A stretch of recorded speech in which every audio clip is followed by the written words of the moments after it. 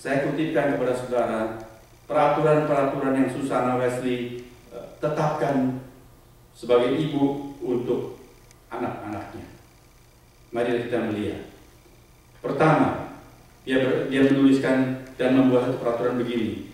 Tidak ada satu anak pun yang boleh mendapatkan sesuatu karena dia menangis untuk itu. Jadi kalau anak merengek, nangis sampai guling-guling, makin dia menangis, makin tidak mungkin dia dapat hal yang dia tangisi. Itu peraturan pertama dari Susana Wesley. Kalau sampai seorang anak mau menangis, anak-anaknya diajar, kamu harus menangis dengan pelan. Tidak boleh teriak-teriak. Jadi anak-anak yang menangis. Saudara-saudara, apa arti pendidikan seperti ini?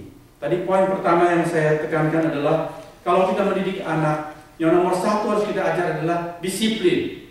Di dalam disiplin kita mendidik anak supaya mereka dapat patuh, menurut. Itu yang pertama. Setiap hal, setiap pendidikan dan pelatihan yang berhasil harus dimulai dengan kesediaan anak didik, anak latih itu untuk mau menurut. Bagaimana seorang anak didik, seorang murid bisa berhasil kalau dia tidak mau menurut? Betul? Orang belajar silat, nomor satu dia harus nurut. Saudara lihat film Karate Kid? Beberapa lihat. Filmnya menarik di sana. Lalu si bocah kecil itu mau belajar kungfu. Karena dia selalu dibully, dia tidak bisa lawan. Dia lihat ada seorang yang menolong dia, wah sangat pintar sekali kungfunya, dia mau belajar. Lalu dia belajar. Dia sudah lihat orang ini begitu hebat kungfunya. Dia diterima sebagai murid. Tapi apa yang diajar kepadanya?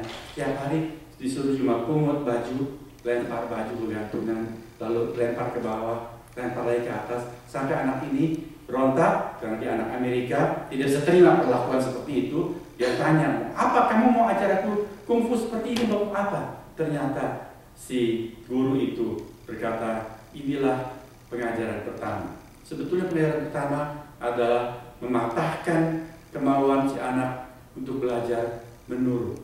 Kedua, dengan teratur terus melakukan hal-hal yang seperti membosankan, semua melatih disiplin di dalam dirinya. Meskipun di dalam pengajaran itu ternyata ada gerakan-gerakan tertentu yang kemudian menjadi gerakan jurus-jurus kungfu. Tetapi jurus pertama yang harus diterima oleh setiap anak didik adalah menurut. Di rumah, di gereja, di sekolah, setiap anak harus belajar menurut. Kalau anak saudara tidak bisa menurut kepada saudara, dan anak saya tidak patuh kepada saya, maka kita akan sudah gagal sejak awal mendidik anak kita itu. Seringkali anak mau memaksakan kehendaknya. Kalau tidak diturut, lalu dia memakai senjatanya menangis. Lalu karena kita udah bingung, tidak bisa terangkan dia menangis, akhirnya ya sudah kita berikan supaya dia diam. Maka dia sudah mempunyai senjata. Dia akan menggunakan tangisnya selalu untuk mewujudkan, mencapai keinginannya. Makin hari dia makin pintar memanipulasi kita. Waktu kecil dia menangis, waktu besar dia mengancam kita. Tangis adalah ancaman dia pada waktu dia anak-anak. Waktu besar dia akan menggunakan ancaman-ancaman yang lain yang membuat saudara muntah darah kalau sejak awal kita menabur secara salah.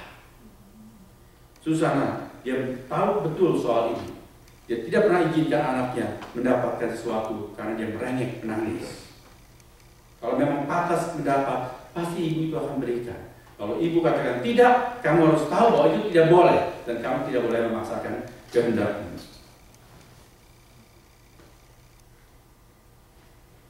Susana menetapkan peraturan yang kedua, tidak makan dan minum di antara selang waktu jam makan, breakfast, lunch, dan dinner. Peraturan ini sangat keras sekali, saudara. Dia sebetulnya mengajar supaya anak itu memiliki self control. Gak setiap kepingin lalu mau ngemil makan. Kalau kamu sudah cukup breakfast pagi, tidak perlu ada ngemil-ngemil di antaranya. Lalu jam makan berikut. Sehingga setiap kali makan, anak itu makan dengan ada nafsu makan yang baik. Kalau dia kebanyakan ngemil, bagaimana dia mau bisa makan pada jam yang semestinya? Dia tidak punya self control seperti itu. Tidur juga sangat diatur. Peraturan ketiga, untuk anak-anak yang sangat kecil diberikan tidur pagi hari tambahan 3 jam dan pada siang hari napping 3 jam.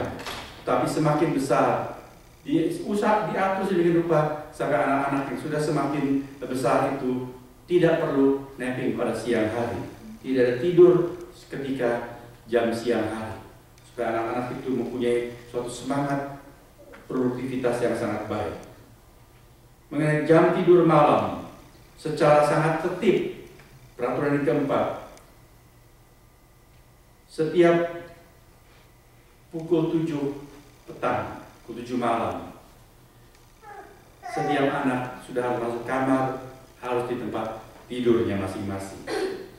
Si ibu ada di dalam kamar sampai jam 8, kemudian dia tinggalkan ruangan dan setiap anak harus tidur sendiri.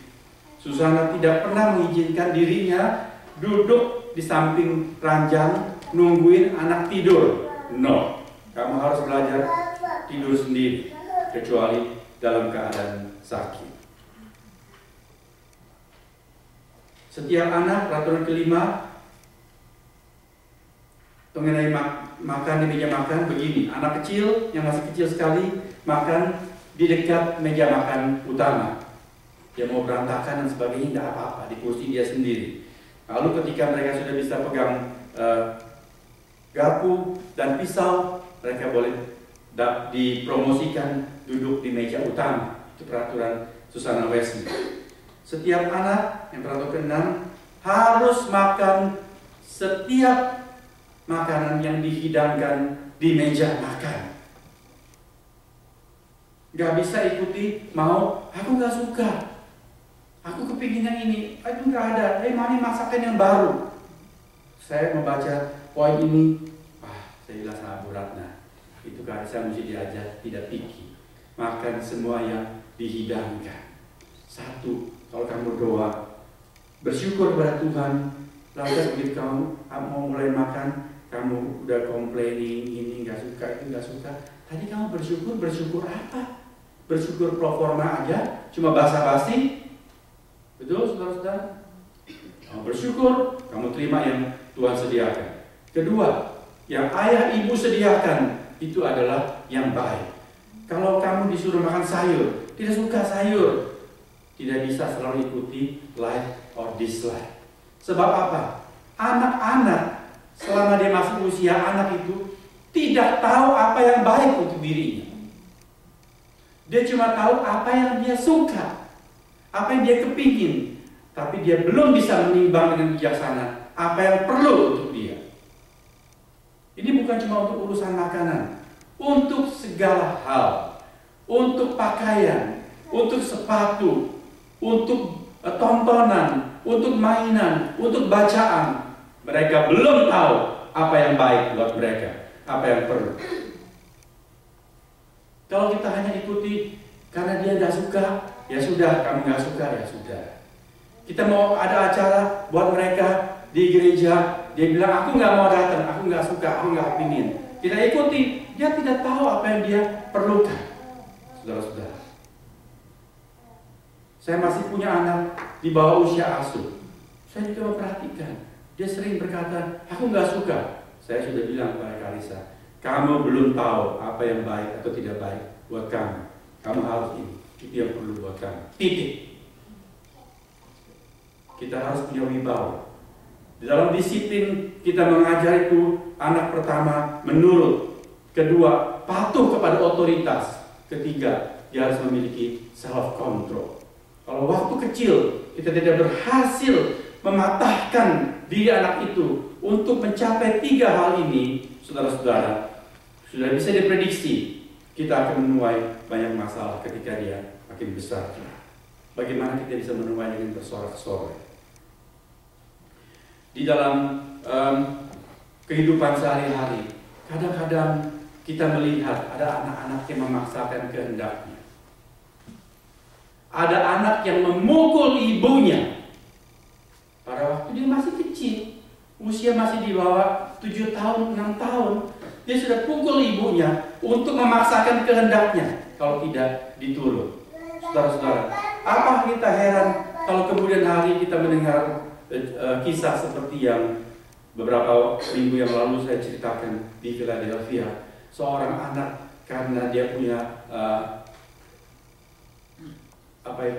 Nintendo, dibenahi ibunya, nggak tahu di mana dia cari, dia bisa ketemu, lalu dia bertengkar dengan mamanya, lalu pukul mamanya dengan tongkat baseball.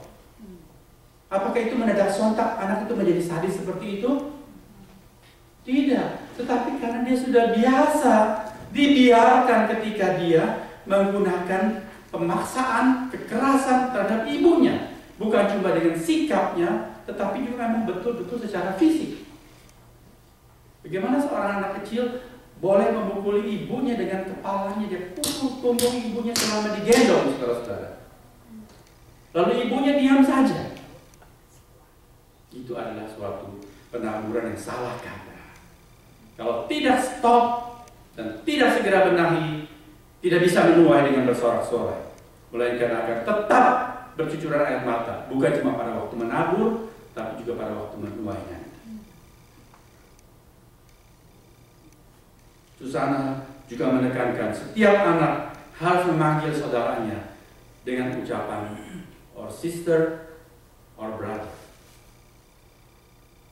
Kita orang-orang Chinese keturunan Tionghoa, sebetulnya budaya Konfusius itu sangat baik, menekankan hierarki harus ada. Maka di dalam budaya Tionghoa itu begitu banyak panggilan untuk kekerabatan. Dalam keluarga selain papa, mama, ada koko, cici.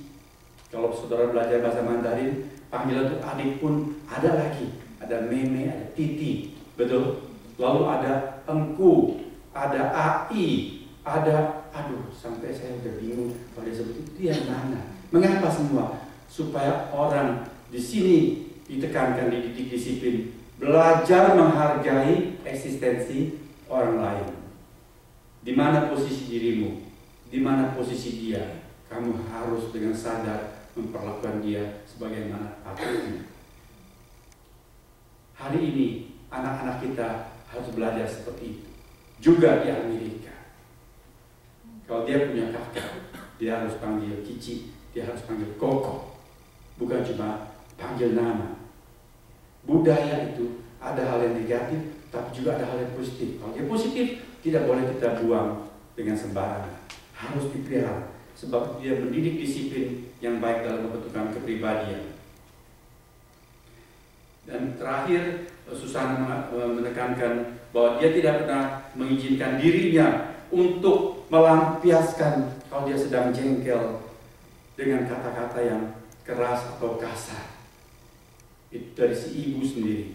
Dia selalu menekankan, menjelaskan. Kalau ada sesuatu yang perlu dia tegur kepada anak, dia beri anak itu pengertian. Sampai anak itu sadar mengapa dia ditegur, bukan dengan kemarahan. Yang pertama adalah disiplin. Dan yang kedua, menurut hemat saya, setiap anak perlu dididik kepribadiannya. Kita menekankan bahwa dia memiliki personality yang baik, lebih dari segala macam prestasi dan kebolehan-kebolehan yang biasanya diunggulkan orang. Kita biasanya lebih peduli anak itu pintar. Kita senang kalau anak kita itu cantik, ganteng. Kita dandani dia dengan pakaian yang bagus, ya. Dengan yang buat anak-anak perempuan kita belikan baju yang membuat dia semakin tampak cantik. Buat anak-anak laki-laki yang menjadi kelihatan gagah, ganteng. Kita kurang memperhatikan kepribadian. Saudara-saudara, kepribadian jauh lebih penting daripada segala yang lain. Seperti tadi dalam peraturan Susana Wesley, anak itu harus sopan, bisa menghargai orang lain. Lebih penting daripada dia jadi honor roll student di sekolah, juara olahraga, atau menjadi pemenang dalam kontes ratu kecantikan. No, itu cuma embel-embel. yang tidak terlalu utama. Meskipun anak itu juara, unggulan dan sebagainya, tapi kalau dia punya kepribadian yang baik, maka dia menjadi anak yang menjengkelkan, tidak diterima di dalam pergaulan sehari-hari, kecuali pergaulan geng, pergaulan yang konyol dan yang rusak. Betul? Kalau pergaulan yang baik-baik, siapa yang mau terima anak yang tidak bisa berteman, anak yang tidak bisa berterima kasih, anak yang cuma mau